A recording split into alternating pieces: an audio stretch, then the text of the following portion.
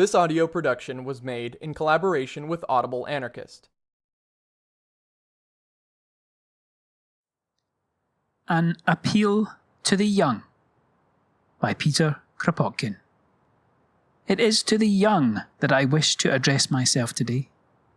Let the old, I mean of course the old in heart and mind, lay the pamphlet down, therefore, without tiring their eyes in reading what will tell them nothing.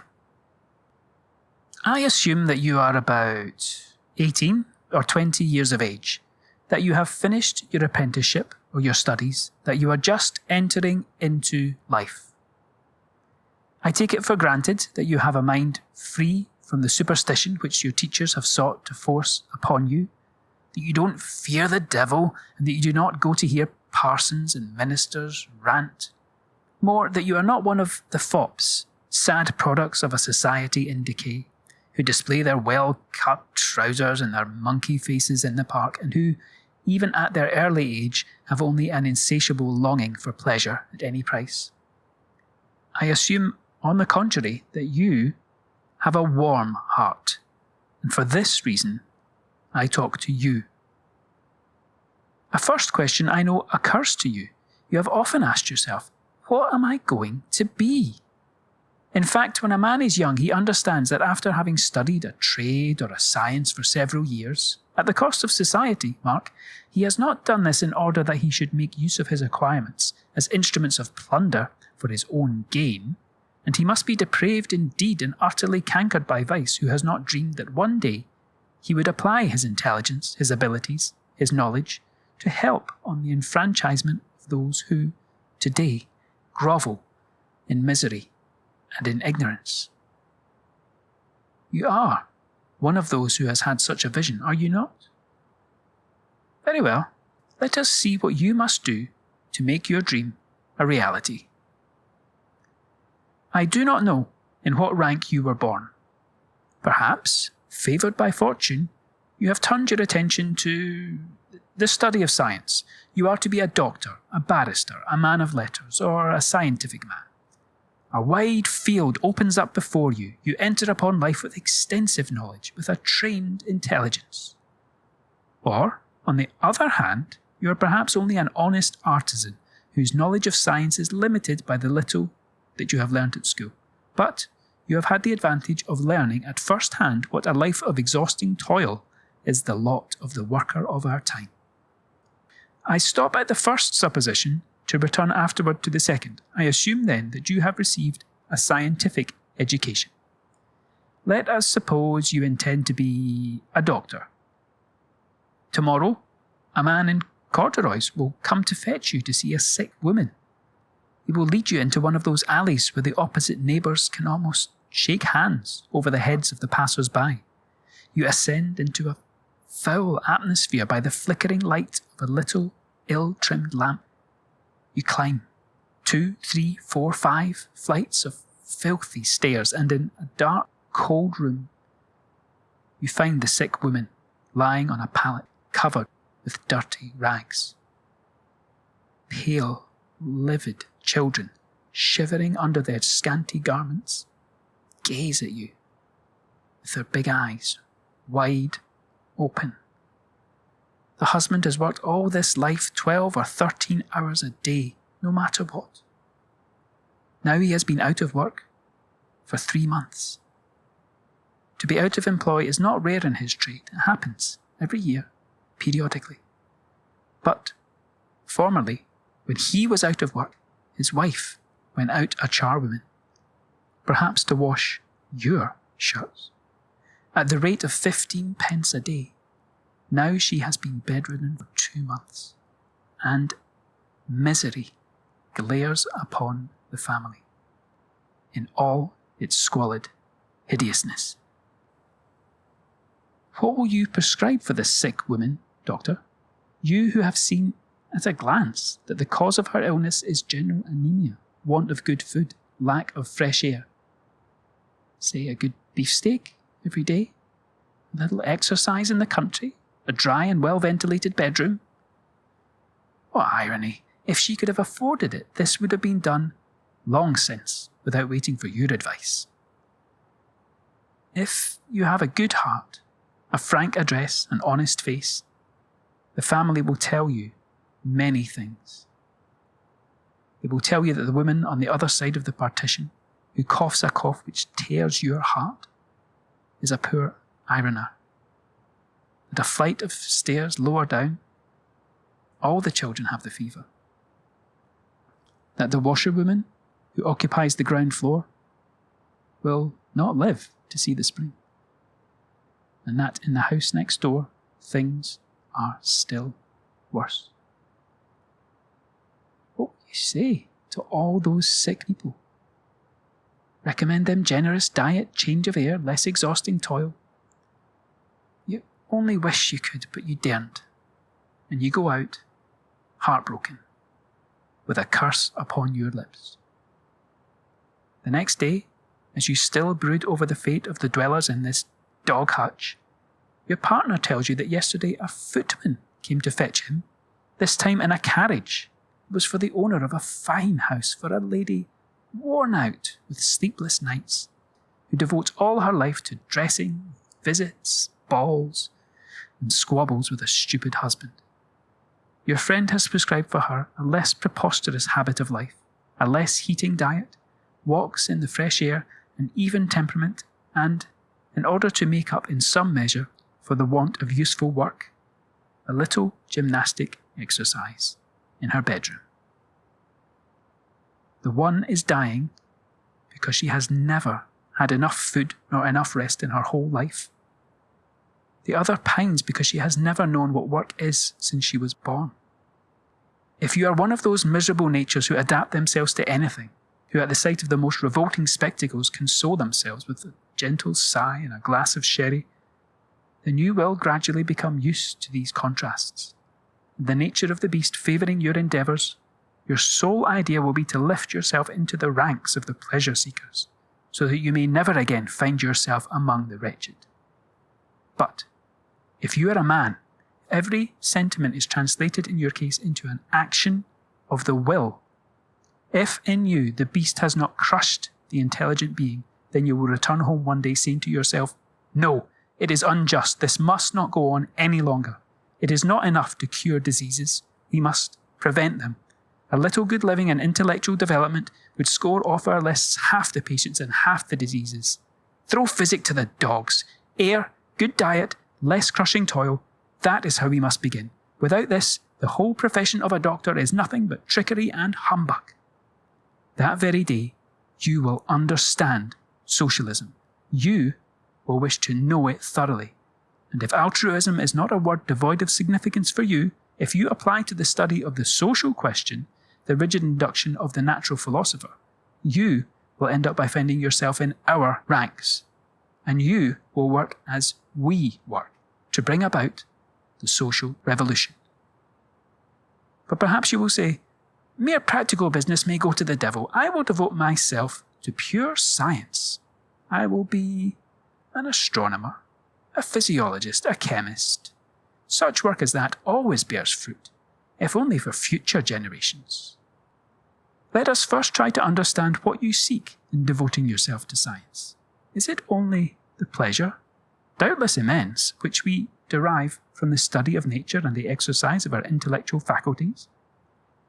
In that case, I ask you, in what respect does the philosopher, who pursues science in order that he may pass life pleasantly to himself, differ from that drunkard there who only seeks the immediate gratification that gin affords him?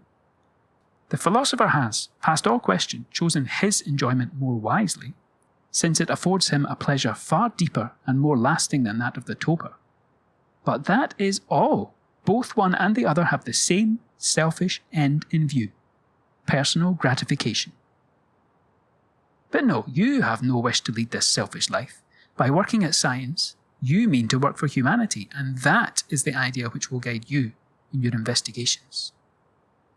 A charming illusion. Which of us has not hugged it for a moment when giving himself up for the first time to science? But then, if you are really thinking about humanity, if you look to the good of mankind in your studies, a formidable question arises before you. For however little you may have of the critical spirit, you must at once note that in our society of today, science is only an appendage to luxury, which serves to render life pleasanter for the few, but remains absolutely inaccessible to the bulk of mankind. More than a century has passed since science laid down sound propositions as to the origins of the universe. But how many have mastered them, or possess the really scientific spirit of criticism? A few thousands at the outside who are lost in the midst of hundreds of millions, still steeped in prejudices and superstitions worthy of savages, who are consequently ever ready to serve as puppets for religious impostors. Or, to go a step further, let us glance at what science has done to establish rational foundations for physical and moral health. Science tells us how we ought to live in order to preserve the health of our own bodies, how to maintain in good conditions of existence the crowded masses of our population.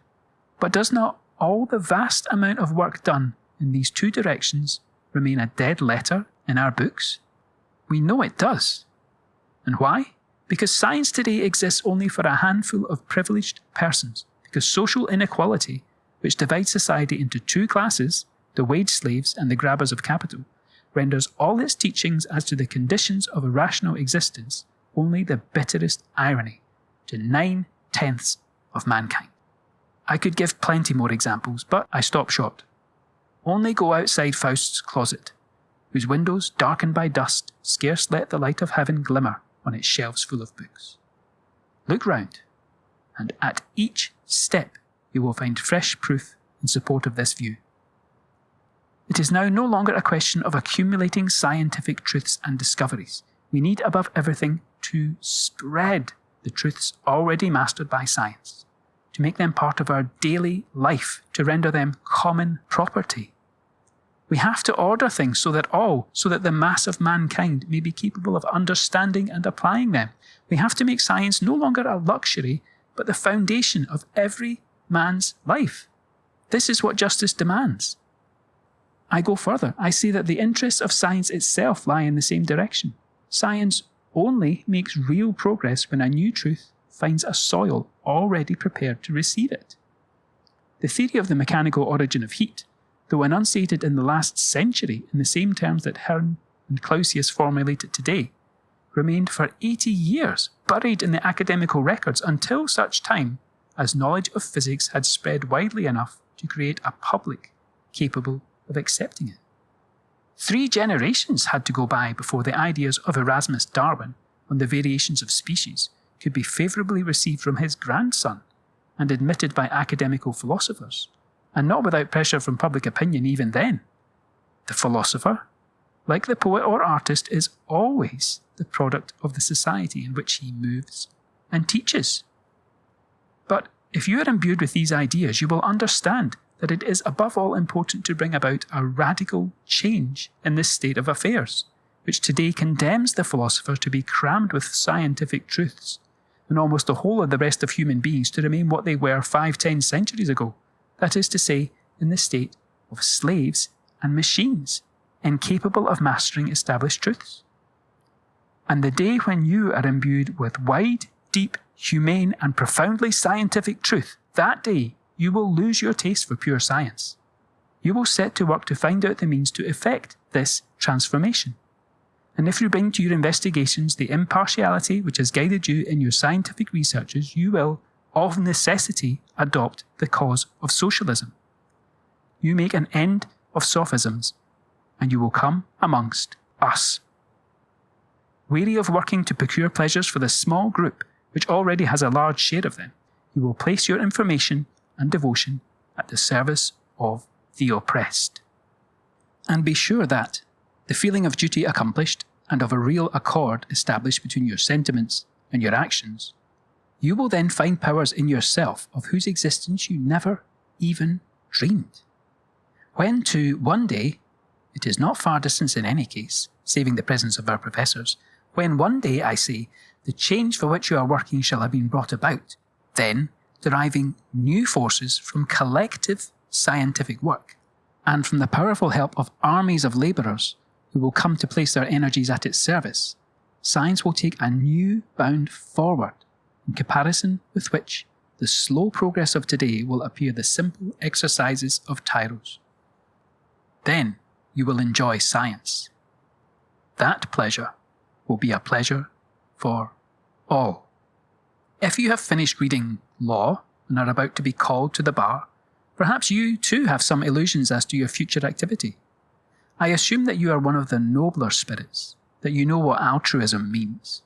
Perhaps you think, to devote my life to an unceasing and vigorous struggle against all injustice, to apply my whole faculties to bringing about the triumph of law, the public expression of supreme justice. Can any career be nobler? You begin the real work of life, confident in yourself and in the profession you have chosen. Very well. Let us turn to any page of the law reports and see what actual life will tell you. Here we have a rich landowner. He demands the eviction of a cotter tenant who has not paid his rent. From a legal point of view, the case is beyond dispute. Since the poor farmer can't pay, out he must go. But if we look into the facts, we shall learn something like this. The landlord has squandered his rents persistently in rollicking pleasure. The tenant has worked hard all day and every day. The landlord has done nothing to improve his estate. Nevertheless, its value has trebled in 50 years, owing to the rise in price of land due to the construction of a railway, to the making of new high roads, to the draining of a marsh, to the enclosure and cultivation of wastelands. But the tenant, who has contributed largely towards this increase, has ruined himself. He fell into the hands of usurers, and head over ears in debts he can no longer pay the landlord. The law, always on the side of property, is quite clear. The landlord is in the right. But you, whose feeling of justice has not yet been stifled by legal fictions, what will you do? Will you contend that the farmer ought to be turned out upon the high road, for that is what the law ordains?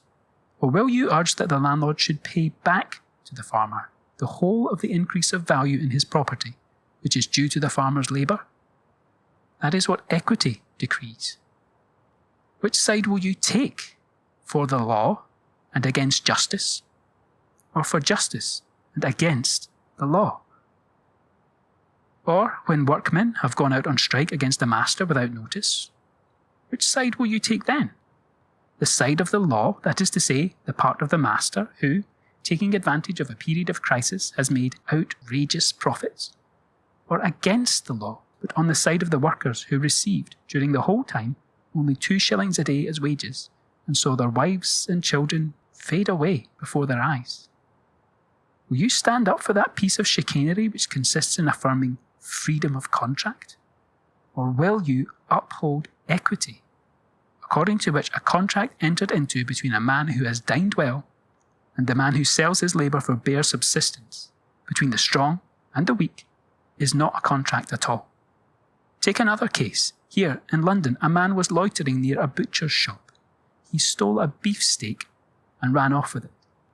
Arrested and questioned, it turns out that he is an artisan out of work, and that he and his family have had nothing to eat for 4 days. The butcher is asked to let the man off, but he is all for the triumph of justice. He prosecutes, and the man is sentenced to 6 months' imprisonment. Blind Themis so wills it. Does not your conscience revolt against the law and against society when you hear similar judgments pronounced every day? Or again, will you call for the enforcement of the law against this man who, badly brought up and ill-used from his childhood, has arrived at man's estate without having heard one sympathetic word, and completes his career by murdering his neighbour in order to rob him of a shilling? Will you demand his execution, or, worse still, that he should be imprisoned for 20 years, when you know very well that he is rather a madman than a criminal, and in any case that his crime is the fault of our entire society? Will you claim that these weavers should be thrown into prison who, in a moment of desperation, have set fire to a mill, that this man who shot at a crowned murderer should be imprisoned for life, that these insurgents should be shot down who plant the flag on the future on the barricades? No, 1,000 times no. If you reason, instead of repeating what is taught you, if you analyse the law, and strip off these cloudy fictions with which it has been draped in order to conceal its real origin, which is the right of the stronger, and its substance, which has ever been the consecration of all the tyrannies handed down to mankind through its long and bloody history, when you have comprehended this, your contempt for the law will be profound indeed. You will understand that to remain the servant of the written law is to place yourself every day in opposition to the law of conscience and to make a bargain on the wrong side. And since this struggle cannot go on forever, you will either silence your conscience and become a scoundrel, or you will break with tradition and you will work with us for the utter destruction of all this injustice, economic, social, and political. But then, you will be a socialist. You will be a revolutionist. And you, young engineer, you who dream of improving the lot of the workers by the application of science to industry. What a sad disappointment. What terrible disillusions await you. You devote the useful energy of your mind to working out the scheme of a railway, which, running along the brink of precipices and burrowing into the very heart of mountains of granite, will bind together two countries which nature has separated. But once at work, you see whole regiments of workers decimated by privations and sickness in this dark tunnel. You see others of them returning home, carrying with them maybe a few pence and the undoubted seeds of consumption.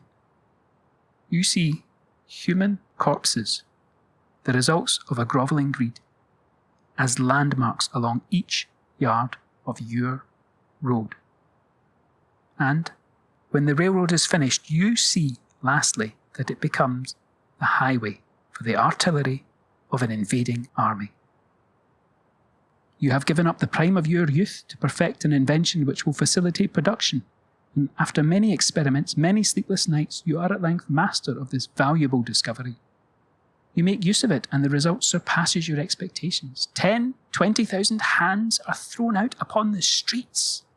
Those who remain, most of them children, will be reduced to mere machines. 3, 4, 10 masters will make their fortunes and will drink deep on the strength of it. Is this your dream? Finally, you study recent industrial advances and you see that the seamstress has gained nothing, absolutely nothing, by the invention of the sewing machine, that the labourer in St. Gothard Tunnel dies of ankylosis, notwithstanding diamond drills, that the mason and the day labourer are out of work just as before at the foot of the Giffard lifts.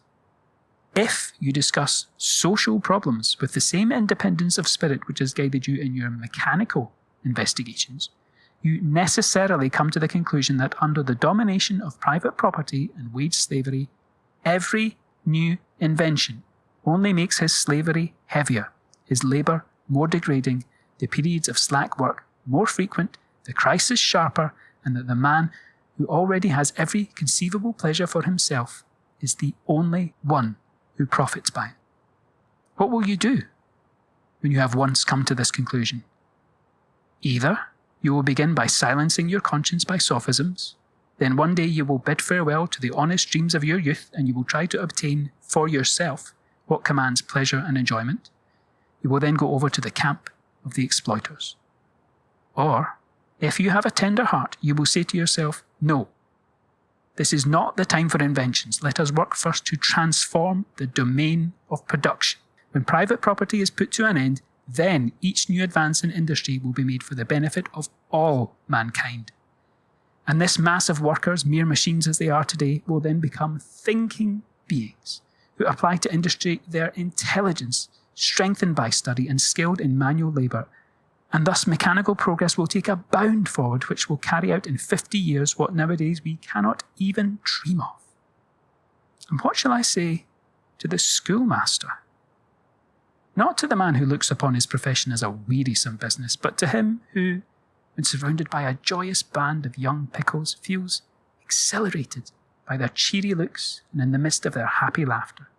To him who tries to plant in their little heads those ideas of humanity which he cherished himself when he was young. Often, I see that you are sad, and I know what it is that makes you knit your brows. This very day, your favourite pupil, who is not very well up in Latin, it is true, but has, nonetheless, an excellent heart, recited the story of William Tell with so much vigour. His eyes sparkled. He seemed to wish to stab all tyrants there and then. He gave with such fire the passionate lines of Schiller. Before the slave when he breaks his chain, before the free man tremble not. But when he returned home, his mother, his father, his uncle, sharply rebuked him for want of respect to the minister or the rural policeman. They held forth to him by the hour on prudence, respect of authority, submission to his betters, till they put Schiller aside in order to read self-help.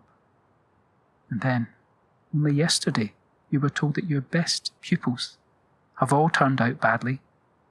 One does nothing but dream of becoming an officer. Another, in league with his master, robs the workers of their slender wages.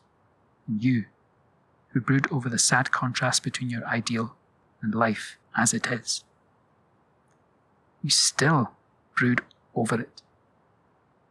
Then I foresee that in 2 years at the outside, after having suffered disappointment after disappointment, you will lay your favourite authors on the shelf, and you will end by saying that Tell was no doubt a very honest fellow, but, after all, a trifle cracked, that poetry is a first-rate thing for the fireside, especially when a man has been teaching the rule of 3 all day long. But still, poets are always in the clouds, and their views have nothing to do with the life of today, nor with the next visit of the inspector of schools. Or, on the other hand, the dreams of your youth will become the firm convictions of your mature age. You will wish to have wide human education for all, in school and out of school. And seeing that this is impossible in existing conditions, you will attack the very foundations of bourgeois society. Then, discharged as you will be by the education department, you will leave your school and come among us and be of us. You will tell men of riper years but of smaller attainments than yourself how enticing knowledge is, what mankind ought to be, nay, what we could be. You will come and work with socialists for the complete transformation of the existing system, will strive side by side with us to attain true equality, real fraternity, never-ending liberty for the world. Lastly, you, young artist, sculptor, painter, poet, musician, do you not observe that the sacred fire which inspired your predecessors is wanting in the men of today? That art is commonplace and mediocrity reigns supreme? Could it be otherwise? The delight of having rediscovered the ancient world, of having bathed afresh in the springs of nature which created the masterpieces of the Renaissance, no longer exists for the art of our time.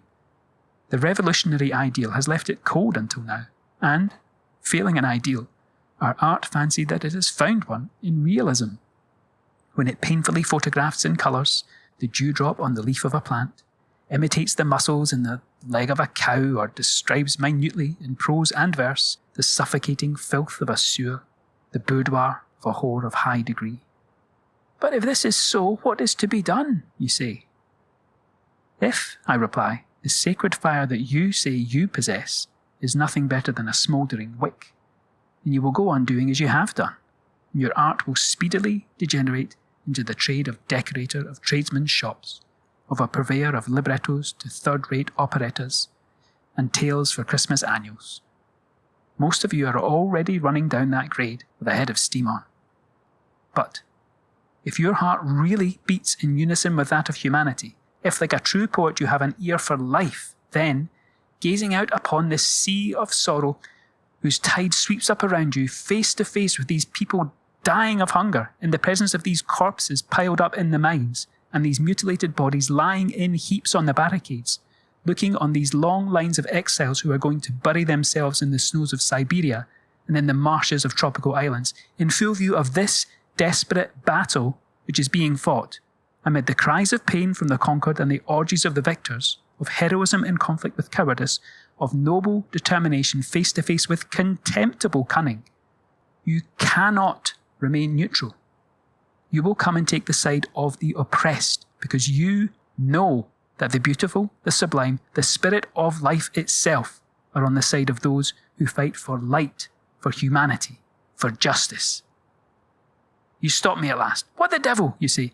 But if abstract science is a luxury and practice of medicine mere chicane, if law spells injustice and mechanical invention is but the means of robbery, if the school, at variance with the wisdom of the practical man, is sure to be overcome, and art without the revolutionary idea can only degenerate, what remains for me to do? Well, I will tell you. A vast and most enthralling task, a work in which your actions will be in complete harmony with your conscience, an undertaking capable of rousing the noblest and most vigorous natures. What work? I will now tell you. It rests with you, either to palter continually with your conscience, and in the end to say one fine day, perish humanity, provided I can have plenty of pleasures and enjoy them to the full, so long as the people are foolish enough to let me. Or, once more the inevitable alternative, to take part with the socialists and work with them for the complete transformation of society. Such is the irrefragable consequence of the analysis we have gone through. That is the logical conclusion which every intelligent man must perforce arrive at, provided that he reasons honestly about what passes around him and discards the sophisms which his bourgeois education and the interested views of those about him whisper in his ear. This conclusion, once arrived at, the question, what is to be done, is naturally put. The answer is easy. Leave this environment in which you are placed and where it is the fashion to say that the people are nothing but a lot of brutes. Come amongst these people, and the answer will come of itself. You will see that everywhere, in England as well as in France, in Germany as well as in Italy, in Russia as well as in the United States, everywhere where there is a privileged and an oppressed class, there is a tremendous work going on in the midst of the working class, whose object is to break down forever the slavery enforced by the capitalist feudality, and to lay the foundation of a society established on the basis of justice and equality. It is no longer enough for the man of the people today to pour forth his complaints into one of those songs whose melodies break your heart, such as were sung by the serfs of the 11th century and are still sung by the Slav peasant. He labours with his fellow toilers for the enfranchisement, with the knowledge of what he is doing, and against every obstacle put in his way. His thoughts are constantly exercised in considering what should be done in order that life, instead of being a curse for 3/4 of mankind, may be a real enjoyment for all. He takes up the hardest problems of sociology and tries to solve them by his good sense, his spirit of observation, his hard experience. In order to come to an understanding with others, as miserable as himself, he seeks to form groups, to organise. He forms societies, maintained with difficulty by small contributions. He tries to make terms with his fellows beyond the frontier, and he prepares the days when wars between people shall be impossible. Far better than the frothy philanthropists who now potter with the fad of universal peace. In order to know what his brothers are doing, to have a closer connection with them, to elaborate his ideas and pass them around, he maintains, but at the price of what privations, what ceaseless efforts, his working press. At length, when the hour has come, he rises, reddening the pavements and the barricades with his blood. He bounds forward to conquer those liberties which the rich and powerful will afterward know how to corrupt and to turn against him again. What an unending series of efforts. What an incessant struggle. What toil perpetually begun afresh, sometimes to fill up the gaps occasioned by desertion, the results of weariness, corruption, prosecutions, sometimes to rally the broken forces decimated by the fusillades and cold-blooded butchery, at another time to recommence the studies sternly broken off by wholesale slaughter. The newspapers are set on foot by men who have been obliged to force from society scraps of knowledge by depriving themselves of sleep and food. The agitation is kept up by halfpence deducted from the amount needed to get the barest necessities of life, and all this under the constant dread of seeing his family reduced to the most fearful misery as soon as the master learns that his workman, his slave, is tainted with socialism. This is what you will see if you go among the people. And in this endless struggle, how often has not the toiler vainly asked, as he stumbled under the weight of his burden, where then are these young people who have been taught at our expense, these youths whom we fed and clothed while they studied? Where are those for whom, our backs bent double beneath our burdens and our bellies empty, we have built these houses, these colleges, these lecture rooms, these museums? Where are the men for whose benefit we, with our pale, worn faces, have printed these fine books, many of which we cannot even read? Where are they, these professors who claim to possess the science of mankind and for whom humanity itself is not worth a rare caterpillar? Where are the men who are ever speaking in praise of liberty and never think to champion our freedom, trampled as it is each day beneath their feet? Where are they, these writers and poets, these painters and sculptors? Where, in a word, is the whole gang of hypocrites who speak of the people with tears in their eyes, but who never, by any chance, find themselves among us, helping us in our laborious work? Where are they, indeed? Why, some are taking their ease with the most cowardly indifference. Others, the majority, despise the dirty mob, are ready to pounce upon them if they dare touch one of their privileges. Now and then, it is true, a young man comes among us who dreams of drums and barricades and seeks sensational scenes. But he deserts the cause of the people as soon as he perceives that the road to the barricade is long, that the work is heavy, and that the crowns of laurel to be won in the campaign are intermingled with thorns. Generally, these are ambitious schemers, out of work, who, having failed in their first efforts, try in this way to cajole people out of their votes, but who, a little later, will be the first to denounce them when the people wish to apply the principles which they themselves have professed. Perhaps will even be ready to turn artillery and gatlings upon them if they dare to move before they, the heads of the movement, give the signal. Add mean insult, haughty contempt, cowardly calumny from the great majority, and you know what the people may expect nowadays from most of the youth of the upper and middle classes in the way of help towards the social evolution. But then you ask, what shall we do? When there is everything to be done, when a whole army of young people would find plenty to employ the entire vigour of their youthful energy, the full force of their intelligence and their talent to help the people in the vast enterprise they have undertaken. What shall we do?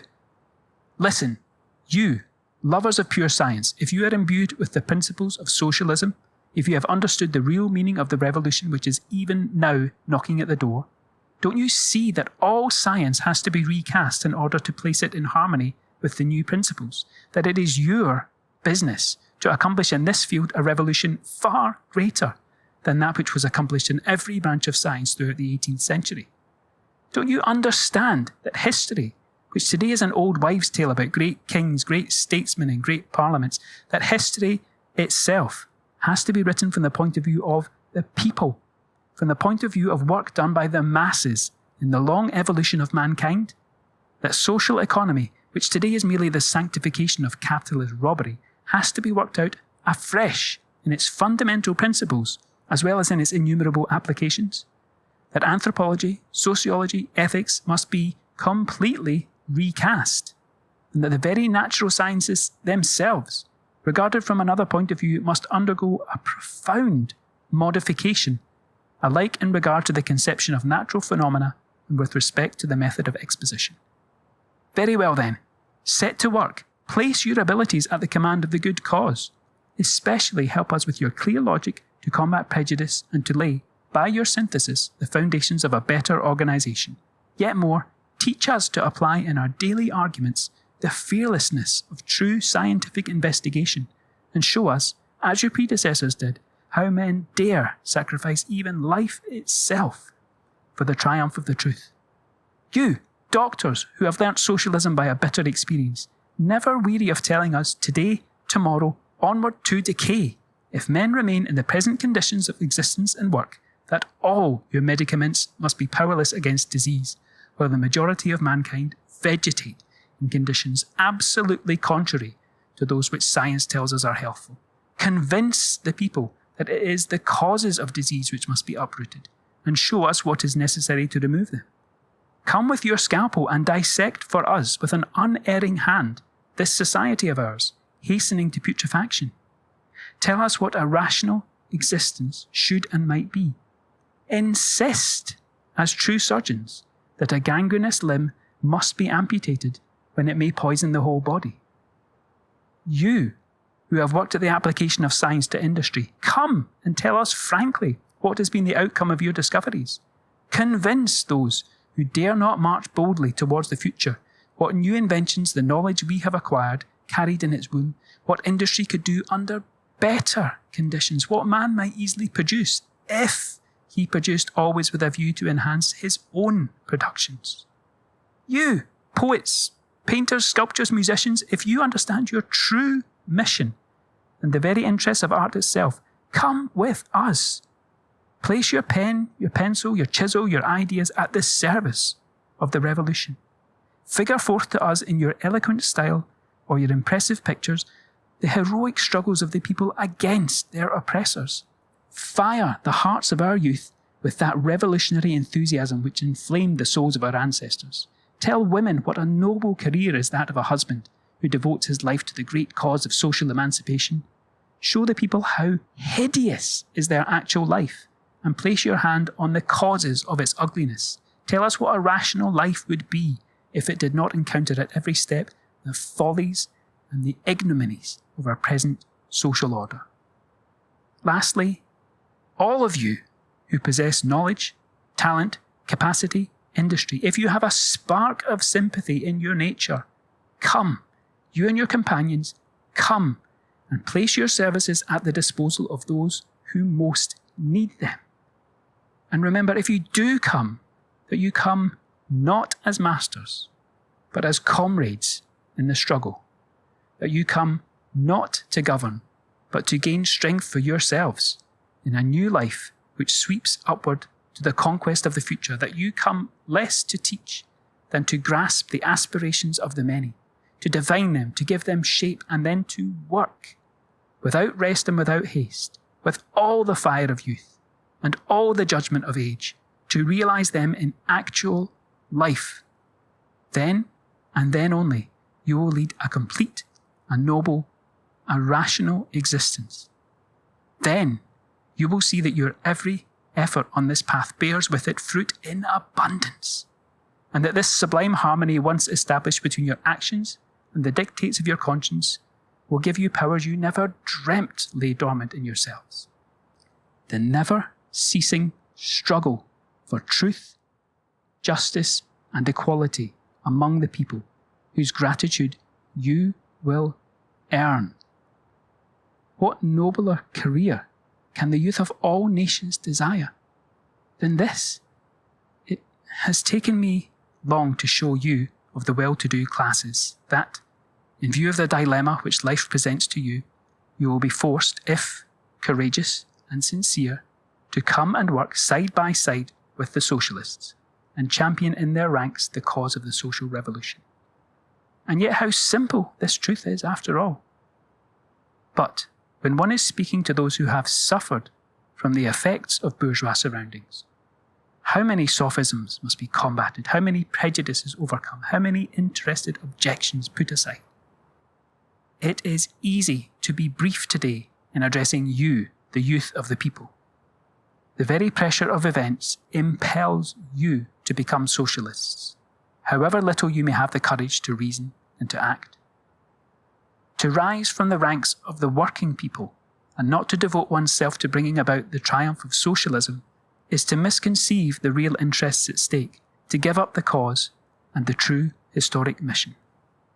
Do you remember the time when, still a mere lad, you went down one winter's day to play in your dark court? Cold nipped your shoulders through your thin clothes, and the mud worked into your worn-out shoes. Even then, when you saw chubby children richly clad pass in the distance, looking at you with an air of contempt. You knew right well that these imps, dressed up to the nines, were not the equals of yourself and your comrades, either in intelligence, common sense, or energy. But later, when you were forced to shut yourself up in a filthy factory from 5 or 6 o'clock in the morning, to remain 12 hours on end close to a whirling machine, and a machine yourself, were forced to follow day after day for whole years in succession, its movement with relentless throbbing. During all this time, they, the others, were going quietly to be taught at fine schools, at academies, at the universities. And now, these same children, less intelligent, but better taught than you, have become your masters, are enjoying all the pleasures of life and all the advantages of civilization. And you? What sort of lot awaits you? You return to little, dark, damp lodgings, where 5 or 6 human beings pig together within a few square feet, where your mother, sick of life, aged by care rather than years, offers you dry bread and potatoes as your only food, washed down by blackish fluid called in irony tea. And to distract your thoughts, you have ever the same never-ending question: how shall I be able to pay the baker tomorrow and the landlord the day after? What? Must you drag on the same weary existence as your father and mother for 30 or 40 years? Must you toil your life long to procure for others all the pleasures of well-being, of knowledge, of art, and keep for yourself only the eternal anxiety as to whether you can get a bit of bread? Will you wear yourself out with toil and have in return only trouble, if not misery, when hard times, the fearful hard times, come upon you? Is this what you long for in life? Perhaps you will give up, seeing no way out of your condition whatever. Maybe you say to yourself, whole generations have undergone the same lot, and I, who can alter nothing in the matter, I must submit also. Let us work on then, and endeavour to live as well as we can. Very well. In that case, life itself will take pains to enlighten you. One day, a crisis comes, one of those crises which are no longer mere passing phenomena, as they were a while ago, but a crisis which destroys a whole industry, which plunges thousands of workers into misery, which crushes whole families. You struggle like the rest against the calamity, but you will soon see how your wife, your child, your friend, little by little, succumb to privations and fade away under your very eyes. For sheer want of food, for lack of care and of medical assistance, they end their days on the pauper's stretcher, while the life of the rich sweeps past in joyous crowds through the streets of the great city, gleaming in the sunlight, utterly careless and indifferent to the dying cries of those who perish. Then you will understand how utterly revolting this society is. You will reflect upon the causes of this crisis, and your examination will go to the very depths of this abomination, which puts millions of human beings at the mercy of the brutal greed of a handful of useful triflers. Then you will understand that socialists are right when they say that our present society can be, that it must be, reorganized from top to bottom. To pass from general crises to your particular case. One day when your master tries by a new reduction of wages to squeeze out of you a few more pence in order to increase his fortune still further, you will protest, but he will haughtily answer, "Go and eat grass if you will not work at the price I offer." Then you will understand that your master not only tries to shear you like a sheep, but that looks upon you as an inferior kind of animal altogether, that, not content with holding you in his relentless grip by means of the wage system, he is further anxious to make you a slave in every respect. Then you will either bow down before him, you will give up the feeling of human dignity, and you will end by suffering every possible humiliation, or the blood will rush to your head, you shudder at the hideous slope on which you are slipping down, you will retort, and, turned out workless on the street, you will understand how right socialists are when they say, revolt, rise against this economical slavery. Then you will come and take your place in the ranks of the socialists, and you will work with them for the complete destruction of all slavery, economic, social, and political. Someday, again, you will learn the story of that charming young girl whose brisk gait, frank manners, and cheerful conversation you so lovingly admired. After having struggled for years and years against misery, she left her native village for the metropolis. There she knew right well that the struggle for existence must be hard, but she hoped, at least, to be able to gain her living honestly. Well, now you know what has been her fate. Courted by the son of some capitalist, she allowed herself to be enticed by his fine words. She gave herself up to him with all the passion of youth, only to see herself abandoned with a baby in her arms. Ever courageous, she never ceased to struggle on. She broke down in this unequal strife against cold and hunger, and she ended her days in one of the hospitals, no one knows which. What will you do? Once more, there are two courses open to you. Either you will push aside the whole unpleasant reminiscence with some stupid phrase. She wasn't the first and won't be the last, you will say.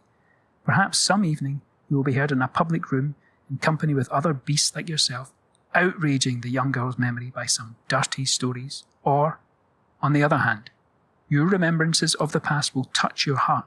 You will try to meet the seducer, to denounce him to his face. You will reflect upon the causes of these events which recur every day, and you will comprehend that they will never cease so long as society is divided into two camps, on one side the wretched, and on the other the lazy, the jugglers with fine phrases and bestial lusts. You will understand that it is high time to bridge over this gulf of separation, and you will rush to place yourself among the socialists. And you, women of the people, has this left you cold and unmoved? While caressing the pretty head of that child who nestles close to you, do you never think about the lot that awaits him if the present social conditions are not changed? Do you never reflect on the future awaiting your young sister and all your own children? Do you wish that your sons, they too, should vegetate as your father vegetated, with no other care than how to get his daily bread, with no other pleasure than that of the gin palace? Do you want your husband, your lads, to be ever at the mercy of the first comer who has inherited from his father a capital to exploit them with? Are you anxious that they should remain slaves for master, food for powder, mere dung wherewith to manure the pasture lands of the rich expropriator? Nay, never, 1,000 times no. I know right well that your blood has boiled when you have heard that your husbands, after they entered on a strike full of fire and determination, have ended by accepting, cap in hand, the conditions dictated by the bloated bourgeois in a tone of haughty contempt. I know that you have admired those Spanish women who, in a popular rising, presented their breasts to the bayonets of the soldiery in the front ranks of the insurrectionists. I am certain that you mentioned with reverence the name of the woman who lodged a bullet in the chest of that ruffianly official who dared to outrage a socialist prisoner in his cell. And I am confident that your heart beats faster when you read how the women of the people in Paris gathered under a rain of shells to encourage their men to heroic action. Every one of you then, honest young folks, men and women, peasants, labourers, artisans and soldiers, you will understand what are your rights, and you will come along with us. You will come in order to work with your brethren in the preparation of that revolution which, sweeping away every vestige of slavery, tearing the fetters asunder, breaking with the old worn-out traditions, and opening to all mankind a new and wider scope of joyous existence, shall at length establish true liberty, real equality, ungrudging fraternity throughout human society. Work with all, work for all.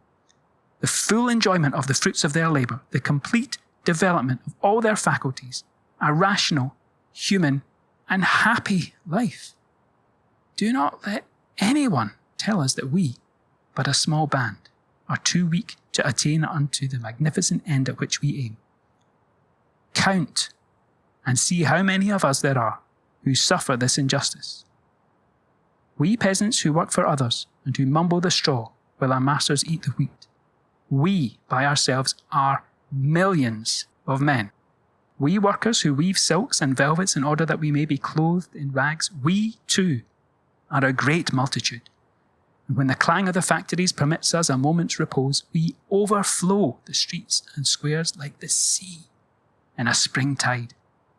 We soldiers who are driven along to the word of command, or by blows, we who receive the bullets for which our officers get crosses and pensions, we too, poor fools, who have hitherto known no better than to shoot our brothers, why we have only to make a right about face towards those plumed and decorated personages who are so good as to command us, to see a ghastly pallor overspread their faces.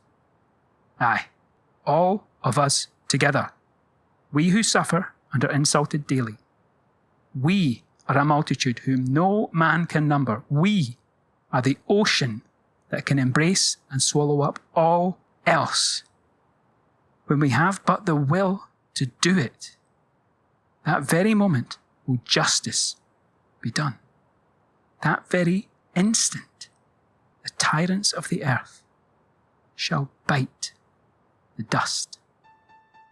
This has been a production of Audible Anarchist. You can find more Audible Anarchist on YouTube.